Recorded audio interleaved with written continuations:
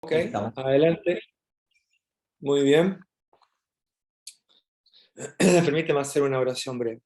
Padre, gracias por este tiempo que tenemos para orar y para abrir tu palabra. Como siempre, siempre tenemos que reconocer que somos limitados en nuestra capacidad para enseñar y para aprender.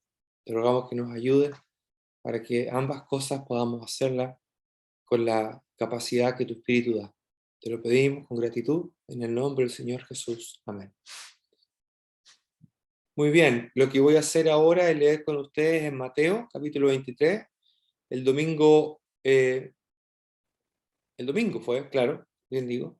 Leímos el capítulo 15 y el capítulo que de alguna manera complementa lo que encontramos en el capítulo 15 es lo que encontramos aquí en el capítulo 23. Versículo 1 dice: Entonces habló Jesús a la gente y a sus discípulos diciendo: En la cátedra de Moisés se sientan los escribas y los fariseos. Así que todos los que os digan que guardéis, guardadlo y hacedlo, pero no hagáis conforme a sus obras, porque dicen y no hacen, porque atan cargas pesadas y difíciles de llevar, perdón, y las ponen sobre los hombros de los hombres, pero ellos ni con un dedo quieren moverlas. Antes hacen todas las cosas para ser vistos por los hombres, pues ensanchan sus filacterias y extienden los flecos de sus mantos y aman los primeros asientos en las cenas y las primeras sillas en las sinagogas y las salutaciones en las plazas, y que los hombres los llamen rabí, rabí. Pero vosotros no queráis que os llamen rabí, porque uno es vuestro maestro, el Cristo, y todos vosotros sois hermanos. Y no llaméis Padre vuestro a nadie en la tierra, porque uno es vuestro Padre, el que está en los cielos. Ni seáis llamados maestros, porque uno es vuestro Maestro, el Cristo, el que es el mayor de vosotros. El que es el mayor de vosotros sea vuestro siervo, porque el que se enaltece será humillado, y el que se humilla será enaltecido. Mas ay de vosotros, escribas y fariseos, hipócritas, porque cerráis el reino de los cielos delante de los hombres, pues ni entráis vosotros, ni dejáis entrar a los que están entrando o a los que están intentando entrar. Ay de vosotros, escribas y fariseos, hipócritas, porque devoráis las casas de las viudas, y por pretexto hacéis largas oraciones, por esto recibiréis mayor condenación. Ay de vosotros, escribas y fariseos hipócritas, porque recorréis mar y tierra para hacer un prosélito, y una vez hecho, lo hacéis 2 veces más hijo del infierno que vosotros.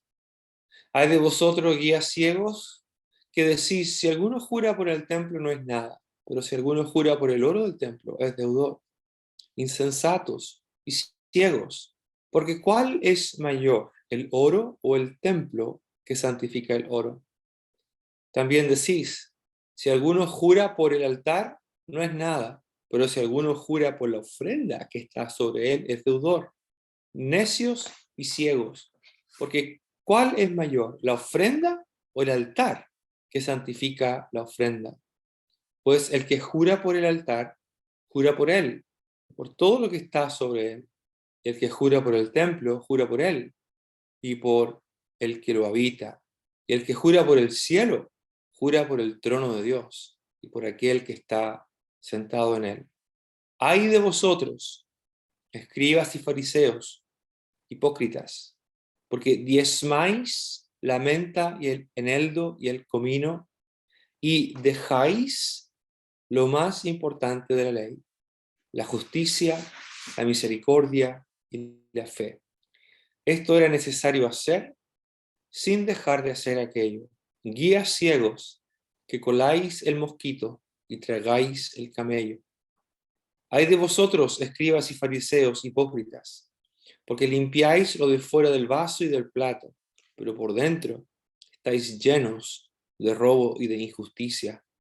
Fariseo ciego, limpia primero lo de dentro del vaso y del plato, para que también lo de fuera sea limpio. Ay de vosotros, escribas y fariseos hipócritas, porque sois semejantes a sepulcros blanqueados, que por fuera a la verdad se muestran hermosos, mas por dentro están llenos de huesos, de muertos y de toda inmundicia. Así también vosotros, por fuera a la verdad os mostráis justos a los hombres, pero por dentro estáis llenos de hipocresía e iniquidad.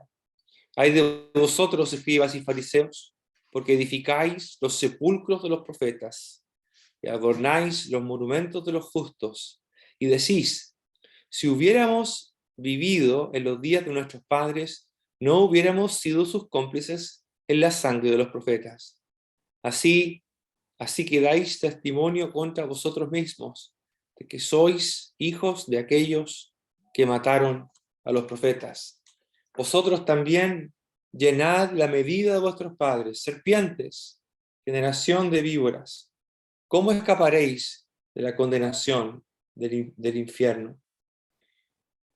Por tanto, he aquí yo os envío profetas y sabios y escribas, y de ellos a unos mataréis y crucificaréis, y a otros azotaréis en vuestras sinagogas, y perseguiréis de ciudad en ciudad, para que venga sobre vosotros toda la sangre justa que se ha derramado sobre la tierra, desde la sangre de Abel el justo hasta la sangre de Zacarías, hijo de Berequías, a quien matasteis entre el templo y el altar.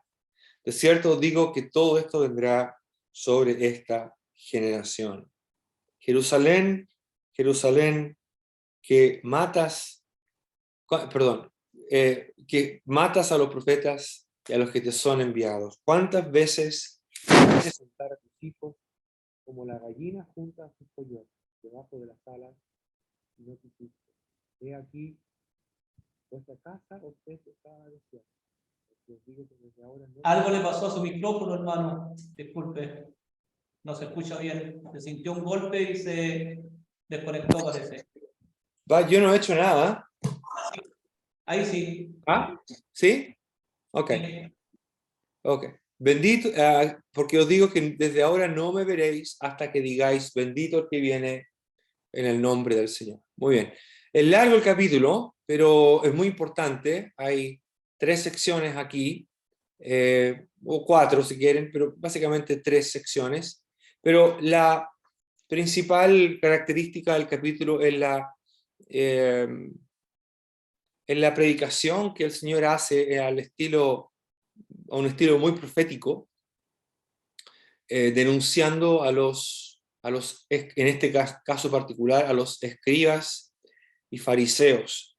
Ahora, generalmente o muchas veces los creyentes toman este pasaje y cuesta que se lo apropien o que nos apropiemos de él, porque sentimos que está dirigido a solamente a aquellos que son religiosos, ¿verdad? Y muchas veces pensamos en una religión en particular. Entonces asociamos a los escribas y a fariseos con ellos solamente.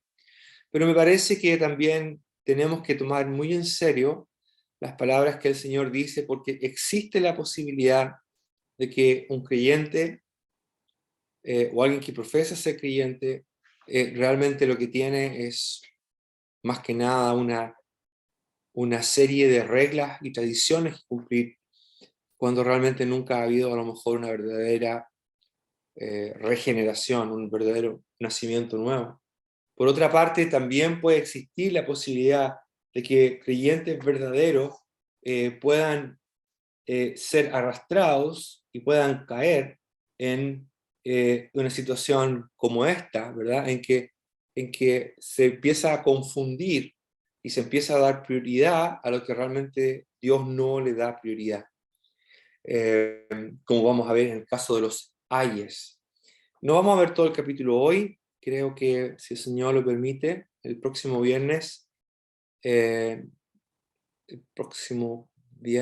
bien digo, próximo viernes deberíamos tener la posibilidad de continuar con este tema, si es que está bien con ustedes.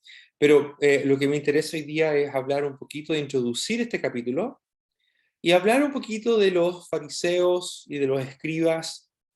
Los fariseos es muy interesante porque los fariseos nacen en la época que nosotros llamamos intertestamentaria, o sea, entre Malaquías y Mateo. Los fariseos, y la palabra fariseo significa separado. Los fariseos nacen con una buena intención. Los fariseos tienen un buen propósito en mente, y es preservar al pueblo de Israel separado de lo que estaba ocurriendo con la invasión de los griegos. Los griegos no solamente habían invadido militarmente todo ese mundo y todas esas áreas geográficas, también la cultura griega, la cultura llamada helena o helenista, era una cultura que se propagaba con rapidez. Los fariseos, entonces, uno de sus propósitos va a ser ayudar al pueblo a preservar su fe en el Dios de Israel. Así que su inicio es un inicio, diríamos nosotros, positivo, es un inicio noble. Pero con los años los fariseos comenzaron a ganar fuerza, empezaron a ganar poder político, control. Y para los días en que el Señor viene, los fariseos son un grupo ya muy poderoso, muy poderoso. Los escribas eran estudiantes de la Escritura, conocían muy bien el Antiguo Testamento, pero muchas veces también ellos se alineaban en estas tradiciones. Y lo que hablábamos el domingo en el capítulo 15, cuando hablábamos de cómo las tradiciones humanas comienzan a ser más importantes que la misma palabra de Dios. El Señor los acusa diciendo que por vuestra tradición habéis anulado el mandamiento de Dios. Capítulo 23 continúa en esta línea. ¿Por qué es tan fuerte este capítulo? Bueno, primero porque el Señor ocupa un lenguaje que es fuerte.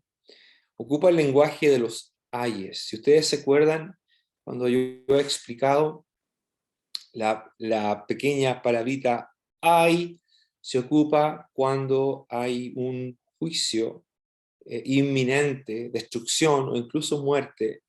El ay era un típico del vocabulario de los profetas, cuando los profetas estaban generalmente anunciando que ya no había remedio, ya no había vuelta atrás en cuanto a un juicio, en cuanto al juicio que venía por la impenitencia del pueblo de Dios, su rebeldía en cuanto a volverse al Señor y abandonar su vida de rebeldía. Eso es lo que el Señor ocupa aquí. Pero antes de llegar a los ayes que comienzan en el versículo 13, el Señor da algunas instrucciones que no dejan de ser llamativas. Por ejemplo, lo primero, obviamente, es que el Señor habla a sus discípulos. Número 1. Habló Jesús a la gente y a sus discípulos. ¿No? Están incluidos, pero los discípulos están en una posición destacada aquí. Y luego dice, en la cátedra de Moisés. En la cátedra de Moisés. Cátedra sería una especie de, aquí, una silla, ¿ok? Básicamente es eso. ¿Qué dice en otras versiones? Bueno, la NBI dice, los maestros de la ley y los fariseos tienen la responsabilidad de interpretar a Moisés. La NTV dice, los maestros de la ley religiosa y los fariseos son los intérpretes oficiales de la ley de Moisés. Como siempre, la NTV intenta ir un poquito más allá de traducir simplemente, trata de interpretarlo, de usar un lenguaje que sea entendible para nosotros en el día de hoy. Lo interesante es lo que el Señor dice en el versículo 3. Así que todo lo que os digan que guardéis, guardadlo y hacedlo. Ahora, ¿por qué el Señor les dice que todo lo que ellos lo que ellos dicen, ¿verdad?, sea guardado y obedecido? La razón es que los fariseos o los escribas ocupan la Torá, que es la palabra de Dios. Por tanto, la autoridad viene de ahí. La autoridad no viene del fariseo ni del escriba. La autoridad viene de lo que dice la ley o la palabra de Dios en este momento, la palabra de Dios o la ley de Moisés. De ahí viene la autoridad. Por tanto, dice el Señor, lo que le enseñen, háganlo. ¿Okay? Lo que le enseñan de la ley, obviamente. Sin embargo, no vivan como ellos viven. Y aquí está la diferencia. No hagáis conforme a sus obras, porque dicen, pero no hacen. En otras palabras, el Señor acusa a los fariseos y a los escribas de ser lo que hoy día nosotros llamamos padre gatica, que predican, pero no practican. Ya el Señor ha hablado de los fariseos, ha hablado de los escribas, los ha acusado de ser hipócritas, y aquí vuelve a usar el mismo lenguaje. En el Sermón del Monte, el Señor los denuncia como hipócritas, que hacen las cosas para ser vistos de los demás, para recibir el aplauso de los demás. Lo interesante aquí está en que ellos dicen, pero no hacen. Dicen, pero no hacen. Luego en el versículo 4 el Señor dice algo que es muy interesante. Porque atan cargas pesadas y difíciles de llevar. Las ponen sobre los hombros de los hombres, pero ellos ni con un dedo quieren moverlas. La NTV dice, por lo tanto, practiquen y obedezcan todo lo que les digan, pero no sigan su ejemplo. Ahí está la diferencia. No sigan su ejemplo. Si me permiten hacer una aplicación aquí, ¿cómo lo podemos aplicar a nosotros? Bueno, yo creo que en el pasado muchas veces hemos escuchado mensajes de personas que a lo mejor lo que dijeron estaba correcto, no era incorrecto, más bien era no solamente correcto, sino que era algo que tenía que aplicarse. Pero muchas veces la persona que lo predicaba era una persona que no tenía, diríamos nosotros, la autoridad moral.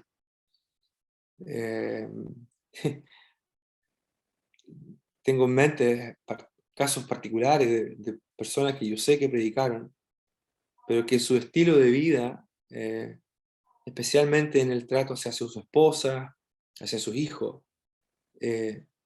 hace dudar, a mí por lo menos, que lo que ellos dicen sea algo real en las vidas de ellos.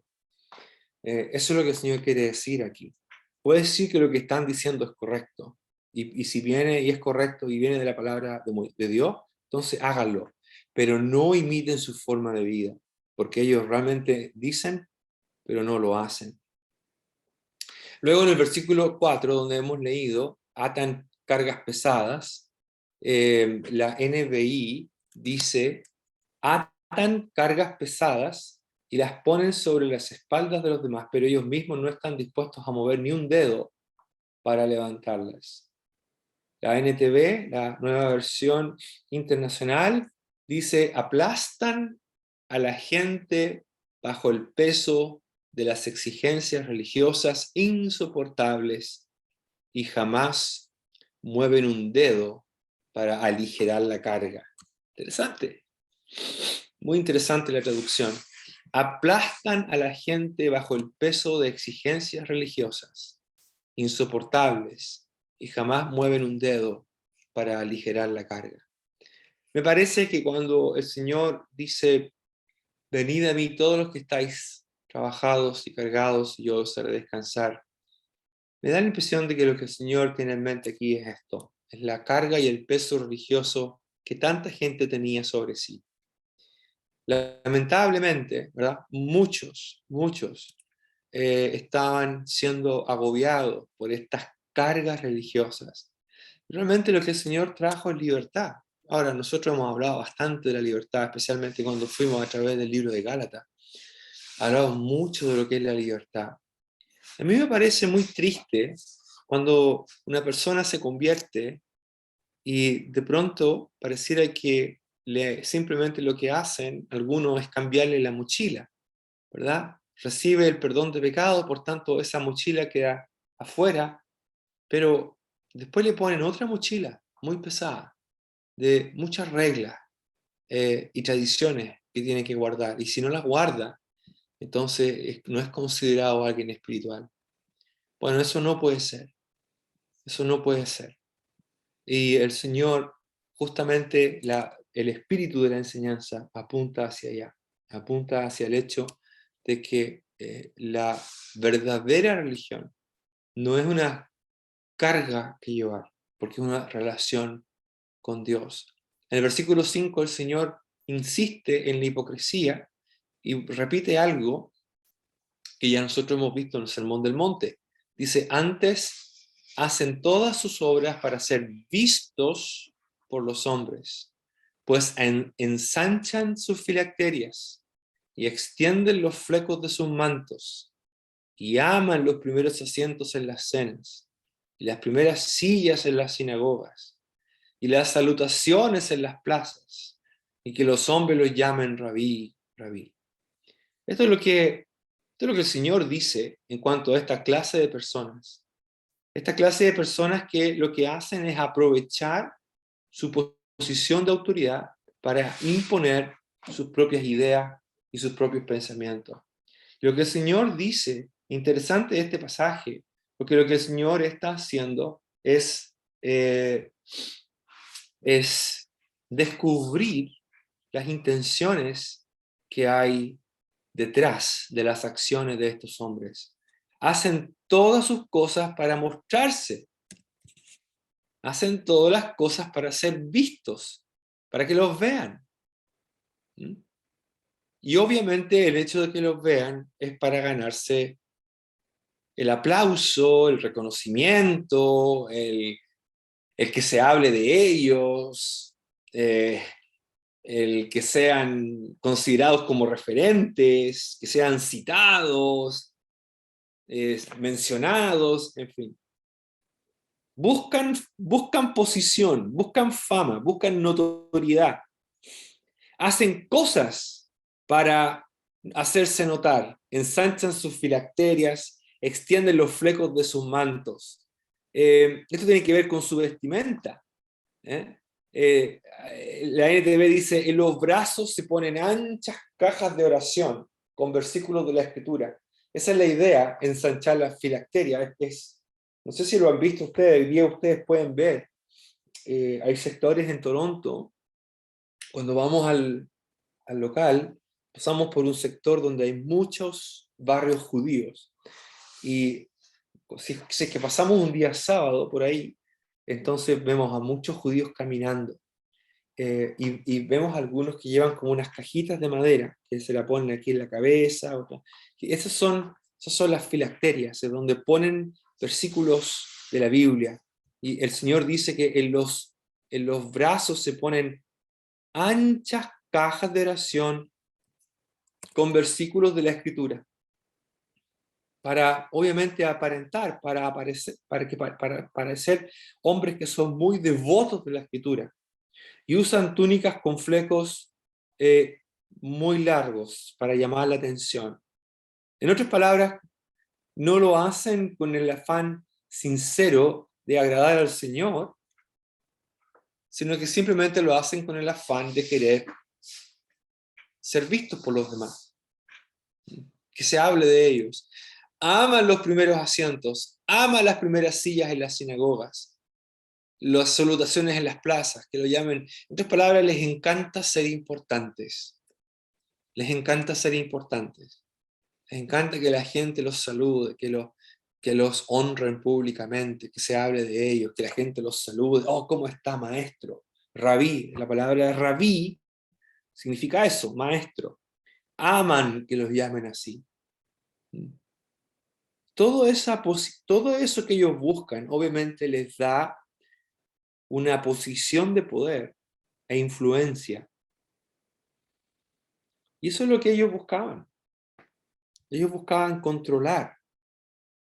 Ellos buscaban imponer sus ideas, controlar por medio de su posición. Esto es algo que también puede pasar en una iglesia local, en cualquier iglesia local. Ha pasado.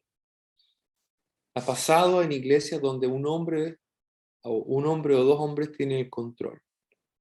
Y ellos son los que imponen sus ideas, y ellos son los que tienen la capacidad de controlar. En el Nuevo Testamento hay algunos ejemplos, ¿verdad? Como Diótrefes, que el apóstol Juan denuncia y dice que le encanta tener el primer lugar, que no nos recibe y que echa a otros. Él tiene el control. Y eso ha pasado históricamente en las iglesias locales, ha pasado en las asambleas y pasa todavía, donde hay hombres que por alguna razón se empoderan y controlan lo que una congregación es. Y eso es algo que jamás debe ocurrir. Los que están puestos en una posición de liderazgo están puestos allí para pastorear. Y hablamos, ¿se acuerdan? Cuando hablamos de 1 Timoteo. ¿Qué es lo que consistía? La función de un anciano, que es básicamente proteger, cuidar a la congregación, alimentarla. Y para eso tienen que estar en medio de la congregación. Y yo usé una expresión que no es mía, sino que la escuché en otra parte, de que el pastor o el anciano tiene que estar pasado a oveja, con olor a oveja. Y aún más, el pastor y el anciano, aquel que está allí puesto por el Señor, tiene que recordar que él mismo es oveja. No es una oveja superior sobre ovejas inferiores. Bueno, esto es lo que no hacían los fariseos, esto es lo que no hacían los escribas. Lo que ellos buscaban era ser resaltados, ser prominentes, ser importantes. En el versículo 8 el Señor le dice, ustedes no sean como ellos. No busquen posición. No busquen el reconocimiento, no busquen el aplauso. Muy interesante que hoy día lo leí en alguna parte, de que uno de los peligros más grandes para el creyente no es la persecución, porque cuando hay persecución, el creyente va a crecer, va a florecer. Pero lo que es peligroso para un creyente es la adulación. Eso es mucho más peligroso. Que lo adulen, que lo alaben. Eso es mucho más peligroso. Sus logros, sea cuales sean, pueden convertirse, no es que estén malos, pero pueden convertirse en un perjuicio, porque hace que el ego y el orgullo se suba a la cabeza. Quien quiera que sirva al Señor no lo hace, no lo debería hacer pensando en buscar el reconocimiento de los demás. No es eso lo que busca. Eso es lo que está el Señor diciendo aquí. Por tanto, no es que el creyente no enseñe, pero si alguien enseña, su propósito no es que lo llamen maestro y que todos celebren y hagan y estén totalmente de acuerdo siempre con todo lo que enseña. Esa no es su labor, esa no es su función. Al final es un solo el maestro que tenemos, que es el Señor Jesucristo. Lo mismo con Padre, ¿verdad? Versículo 9 dice, no llaméis Padre no es vuestro a nadie en la tierra. Entonces alguien podría pensar, ¿eso quiere decir que yo no le puedo decir papá a mi papá? Bueno, claramente no, ¿verdad? No, no está diciendo eso. El Señor no está diciendo que no hay que llamarle papá al papá. El papá es el papá y yo a mi papá no lo puedo decir de otra manera sino papá. Nunca lo voy a decir Juan. Hola Juan, ¿cómo estás? Puede ser que en una conversación, en una broma, puede ser que lo haga, pero mi papá siempre será mi papá. Mi padre, Él es mi papá, es mi padre. El Señor no está hablando de eso aquí. Más bien el Señor está diciendo, no te pongas bajo la autoridad de alguien como si fuera de la misma manera en que te pones bajo la autoridad de Dios, que es tu Padre. Eso es lo que el Señor está diciendo aquí. ¿Okay? Lo mismo el versículo 10, ni seáis llamados maestros, perdón. Bueno, rabí, maestro, ni seáis llamados maestros, porque uno es vuestro maestro, es Cristo. Luego el Señor dice en el versículo 11, el que es el mayor de vosotros, sea vuestro siervo. Pero el que se enaltece, será humillado. Y el que se humilla, será enaltecido. Así como funcionan los rankings o los rangos en la iglesia. El que se enaltece es humillado. Pero el que se humilla es enaltecido. Así funciona. Así funciona en el reino. Es totalmente diferente de cómo es en la sociedad en la cual vivimos. En la sociedad en la cual vivimos, el poderoso, el prominente, es el que tiene recursos, el que tiene prestigio, tiene mucho dinero, qué sé yo. Ese es un hombre respetado, ese es un hombre que se puede enaltecer. Pero en la iglesia no es así. En la iglesia no funciona de esa manera. Más bien, cada uno debe ser siervo del otro. El que es mayor de vosotros, sea vuestro siervo. El más grande en la iglesia no es el que enseña o el que predica. El más grande en la iglesia será siempre el que funciona como siervo. Siervo. Muy bien. Y después que el Señor hace esta introducción, llegamos a la sección de los ayes. Ahora, hay 7 ayes, pero esto que marqué aquí en amarillo, que aparece aquí, lo que marqué en amarillo, en el versículo 14, ¿verdad? Ese ay no aparece en las mejores traducciones. Fíjense que no aparece en, perdón, no aparece en la NBI, no aparece en la NTV. Ahí está el versículo 13, ¿verdad? Hay de ustedes, maestros de la ley, etcétera. Y luego se salta al 15. Usted dirá, oh, se equivocaron, aquí les faltó un versículo. No, la razón, igual la NTV, ahí está el versículo 13, ahí está el versículo 15. La razón por la cual no aparece el versículo 14 es porque es muy probable que es una inserción tardía, es decir, algún escriba creyente lo puso aquí muchos años después de las primeras copias. Eso no quiere decir que alguien lo inventó, porque los pasajes paralelos sí aparece este versículo. Me parece que es en Lucas donde aparece.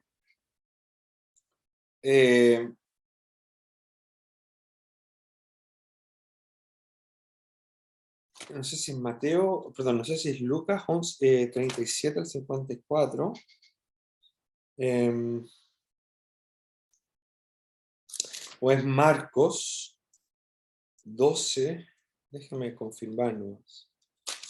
Marcos 12.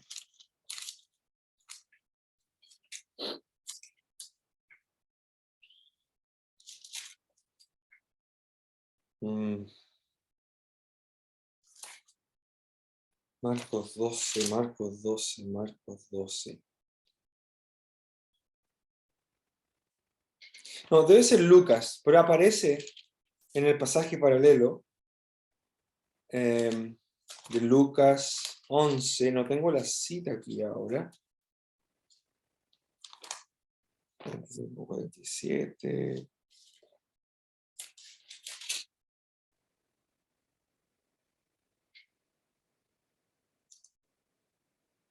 Mm.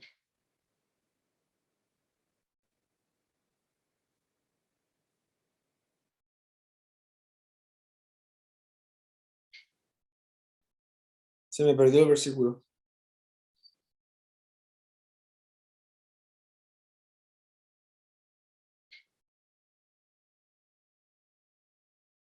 Bueno, un punto importante que hay que rescatar aquí es que el hecho de que no esté el versículo 14 no quiere decir que no sea legítimo, simplemente no aparece en los mejores manuscritos, en los más antiguos, en los más confiables de Mateo, pero sí está en Mateo, o sí está en Marcos o en Lucas, no me acuerdo ahora de la referencia, no la anoté. Entonces son siete ayes. ¿Cuál es el primero? Y ya con este seguramente vamos a ir terminando. Ay de vosotros. Acuérdense que el ay, insisto en esto, hermanos, el ay es una expresión de juicio.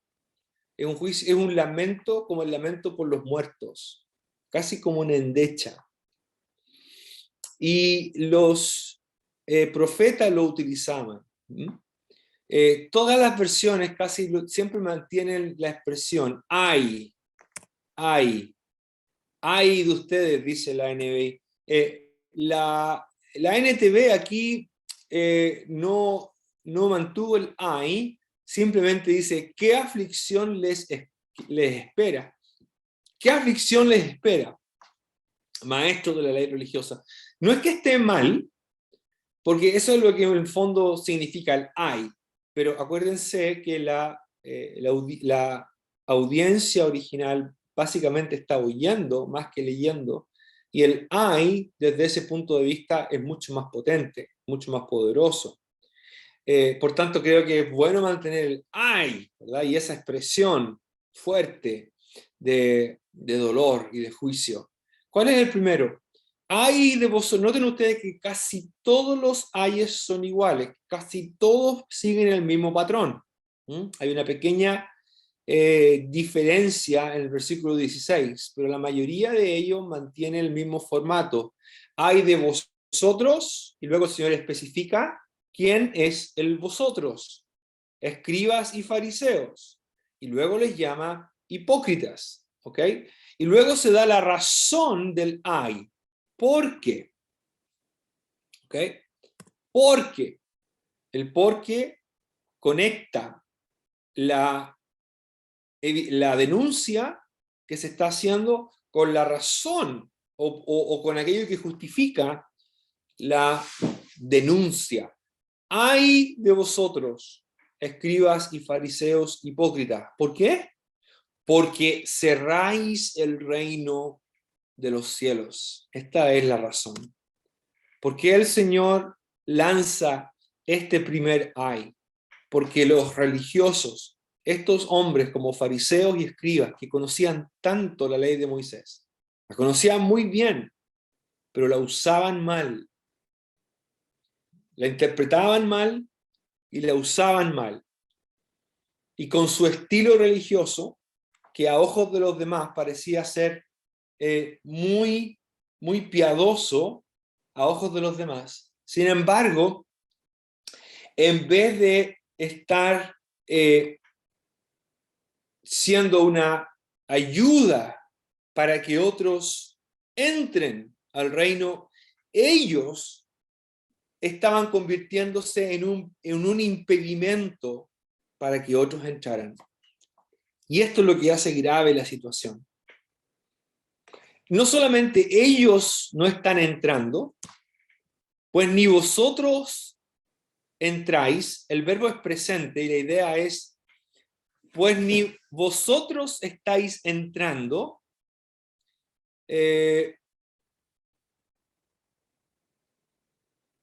bueno, la NBI dice, ni entran ustedes.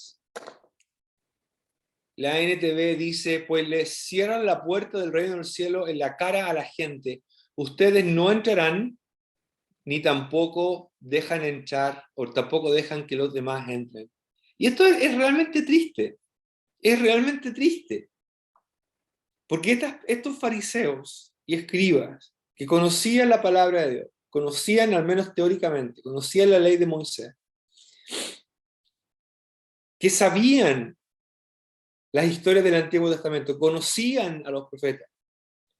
Sin embargo, ellos, en vez de facilitar que la gente se acercara al Señor, estaban impidiendo que se pudieran acercar a Él. Y esto es algo muy lamentable. Es muy lamentable. Ni vosotros entráis, ni dejáis entrar a los que están intentando entrar. Eso es un poco la idea. El segundo hay, bueno, el 14 ya decía yo que no está en el texto original, pero está en el otro pasaje. Devoráis las casas de las viudas y como pretexto hacéis largas oraciones. No es exactamente claro qué significa con que devoren las casas de las viudas, pero es posible que los escribas eran considerados como abogados y es posible que ellos estaban a cargo de propiedades de las viudas y lo único que hacían era usufructar de eso. Luego el versículo 15, y aquí ya termino, ay de vosotros escribas y fariseos hipócritas, porque recorréis mar y tierra para hacer un prosélito. Hace un tremendo esfuerzo para ganar un prosélito. Prosélito era alguien que abandonaba su paganismo para irse o tomar la religión del pueblo de Israel, ¿verdad? O se sumaban al judaísmo. Pero dice, una vez hecho, lo hacéis 2 veces más. 2 veces más, hijo del infierno que vosotros. Voy a explicar eso con más detalle en la próxima reunión. Para nosotros, hermanos y hermanas, creo que la advertencia es a primero examinar que nuestro cristianismo no es simplemente el obedecer algunas normas, algunas reglas, seguir algunas tradiciones. Lo hacemos así porque siempre lo hemos hecho así. Eso no es bíblico, la verdad. Lo que es verdaderamente bíblico es el crecimiento que da el Espíritu y la palabra. Y consciente o inconscientemente, al intentar llevar adelante el plan de Dios, al final nos terminamos convirtiendo en un impedimento para que otros lleguen a Cristo. Y eso es algo serio, es algo muy serio. Sería muy triste que alguien dijera, mire, yo no voy a esa iglesia porque está tal persona ahí y esa persona dice una cosa, pero en la casa vive de otra manera, así que yo no voy a ir ahí. Eso se ha escuchado, eso se ha visto. No, yo no voy a esa iglesia porque son puros hipócritas. No, hay de las personas que van ahí, dicen una cosa pero hacen otra. Eso sería muy triste, sería muy trágico. Que nosotros hayamos sido causa de que otros no hubieran ido al Señor. Que fuimos nosotros que lo que le impedimos. Que el Señor nos libre de eso. Muy bien, vamos a quedar hasta aquí por el día de hoy. Padre, gracias por la palabra que podemos compartir y vemos obviamente siempre con seriedad, con solemnidad lo que tú dices, cuán importante es que seamos consecuentes con lo que creemos, con lo que practicamos. Señor, ayúdanos a poder ver esto en nuestras propias vidas. Ayúdanos a guiar a otros al Señor y no a ser un impedimento para que ellos vayan a ti. Nos encomendamos a ti, Padre, agradecidos, en el nombre del Señor Jesús. Amén.